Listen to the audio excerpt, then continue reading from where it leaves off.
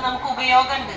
അങ്ങനെ മുറിക്കേണ്ടി വന്നാൽ നമ്മൾ എന്ത് ചെയ്യണം? പകരം 10 തൈ നടണം. ഒരു തൈ മുറിച്ചാൽ പകരം 10 ചെടികളെങ്കിലും നമ്മൾ നടണം. കാരണം എന്താ? 10 നട്ടാലേ ഒരെണ്ണെങ്കിലും വളർന്ന് വലുതാവുള്ളൂ. മനസ്സിലായോ? അപ്പൊ മരം മുറിക്കരുത്, മരങ്ങളെ സംരക്ഷിക്കണം. പിന്നെ നമ്മൾ എന്താ പറഞ്ഞത്? നദികളും കടലും കുളവും തോടും പുഴയൊക്കെ ഉണ്ട് നമ്മുടെ അടുത്ത് ഇല്ലേ? അവിടേക്കൊക്കെ നമ്മൾ വേസ്റ്റ് വലിച്ചെറിഞ്ഞിട്ട് വെള്ളം ചീത്തയാക്കും. അത് ചെയ്യാനായിട്ട് പാടില്ല. ജലത്തിനെ നമ്മൾ സംരക്ഷിക്കണം. അതാണ് നമ്മൾ പറഞ്ഞത് എന്തെന്ന്? മലിനമാക്കല്ലേ എന്ന് പറഞ്ഞില്ലേ? അപ്പൊ ജലവും നമ്മൾ സംരക്ഷിക്കണം, മലിനമാക്കരുത്. പിന്നെയോ വായു. നമുക്ക് ശ്വസിക്കണമെങ്കിൽ എന്ത് വേണം? വായു. അത് വിഷം കലർന്ന വായു ശ്വസിച്ചിട്ട് കാര്യമുണ്ടോ?